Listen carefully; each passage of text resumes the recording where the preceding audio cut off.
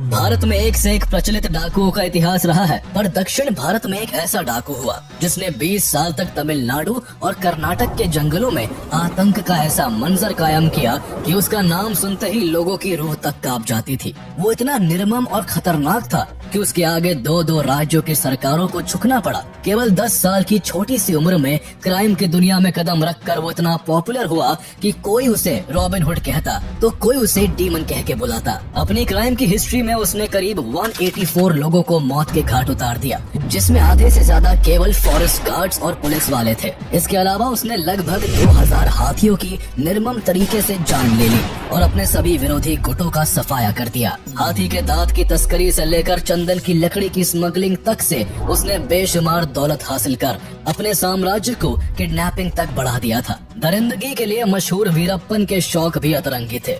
वो खूंखार दिखने के लिए न केवल लंबी लंबी मूछें रखता, बल्कि पुलिस अधिकारी को मारकर उनके सर से फुटबॉल भी खेला करता था। एक समय ऐसा आया कि उसने कन्नड़ सिनेमा के सुपरस्टार राजकुमार को किडनैप किया, तो कभी कर्नाटका के फॉर्मर मिनिस्टर नागप्पा को किडनैप कर उनकी दिन दहाड़े हत्या कर दी, जिससे पूरे भारत में सनसनी फैल गई। उसकी इस पॉपुलैरिटी और दरिंदगी से तंग आकर कर्नाटका एंड तमिलनाडु सरकार को उसे पकड़ने के लिए 5 करोड़ का इनाम घोषित करना पड़ा। फिर भी 20 सालों में 220 करोड़ खर्च करने के बावजूद भी पुलिस कभी उसे जिंदा नहीं पकड़ सकी। तो आइए जानते हैं कहानी भारत के most wanted criminal Koose Munusamy Veerappan की, जिसने पूरे दुनिया में अपराध का ऐसा डंका बजाया कि उसके मरने पर विदेशी मीडिया का शीर्षक था death of a demon. Veerappan and his gang members have killed 119 persons so far. Despite a decade-long effort by 2 states to nab this dreaded criminal, he has run away scot-free every time. However, Veerappan is also said to have helped villagers, which earned him a Robin Hood image. It is a matter of concern for the whole country. The kidnap drama of Kannada matinee idol Dr. Rajkumar by sandalwood smuggler Veerappan finally came to an end. We are going hammer and tongs to get at the forest brigand Veerappan. Koose Munnusamy Veerappan का जन्म 18 जनवरी 1952 को कर्नाटका के गोपीनाथम गांव में एक तमिल परिवार में हुआ। वीरप्पन का परिवार चरवाहों का काम करता था, जिस कारण वीरप्पन का बचपन से ही जंगल में आना जाना होता रहा। उस पर सबसे ज्यादा इन्फ्लुएंस उसके चाचा सालवई गौंडर का था, जो एक कुख्यात शिकारी और चंदन तस्कर था। इसलिए बचपन से ही वीरप्पन आपराधिक घटनाओं को देखते हुए बड़ा हुआ, या यूँ कहे कि अपराध उसे विरासत में मिला। आसपास के जंगलों में अपने चाचा की पहचान के कारण धीरे धीरे वीरप्पन की भी दोस्ती कई शिकारी ग्रुप से हो गई। जब भी वो जंगल जाता तो अक्सर शिकारियों को हाथियों का शिकार करते हुए बड़े गौर से देखता। धीरे धीरे करके वीरप्पन को भी हाथियों का शिकार करना और उनसे पैसे कमाने का काम अट्रैक्ट करने लगा। उस समय के मशहूर हाथी तस्कर मलयूर मम्माटियन से वीरप्पन सबसे ज्यादा प्रभावित हुआ और अपने मकसद में कामयाब होने के लिए छोटी सी उम्र में ही बंदूक चलाने की ट्रेनिंग लेने लगा।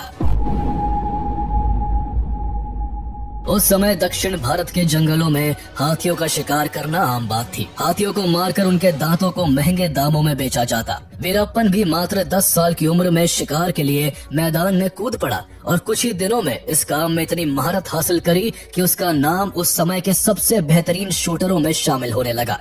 कई हाथियों की जान लेने के बाद वो 17 साल की उम्र में इंसानों का कत्ल भी करने लगा, जिसकी शुरुआत उसने जंगल के भीतर एक फॉरेस्ट गार्ड की हत्या करके की। शुरुआत में वो केवल अपने चाचा सालवई गौंडर के लिए काम करता था, लेकिन अपराध की दुनिया में बड़ा नाम कमाने के चक्कर में वो अपने चाचा से भी अलग हो गया और मात्र 18 साल की उम्र में एक शिकारियों के ग्रुप में शामिल होकर उसने धीरे धीरे अपना रुतबा बढ़ाना शुरू कर दिया। कुछ ही दिनों के अंदर उसने इस ग्रुप पर इस कदर पकड़ बना ली कि हर काम में वो अपने ग्रुप के हेड के बजाय खुद ही डील करने लगा। तस्करी के इस काम में बेशुमार पैसा था, इसलिए तेजी से वो फॉरेस्ट डिपार्टमेंट्स की नजरों में भी आने लगा था। धीरे धीरे करके वीरप्पन पहले से जंगल में पैठ बनाए पुराने तस्करों से भी आगे निकलता जा रहा था। इसलिए उन लोगों ने जल्द से जल्द वीरप्पन को अपने रास्ते से हटाने का फैसला कर लिया। अब जब भी वीरप्पन कोई डील करता, उसकी खबर पुलिस को लग जाती और उसे डील को बीच में ही छोड़कर जंगल भागना पड़ता था। पुलिस को ये सारी इन्फॉर्मेशन उसके कॉम्पिटिटर्स दे रहे थे, जिस वजह से उसकी दौलत और शोहरत तेजी से गिरने लगी। वीरप्पन को अपनी गिरती शोहरत जरा भी रास नहीं आ रही थी, इसलिए जो भी उसकी डील की मुखबिरी पुलिस को करता था,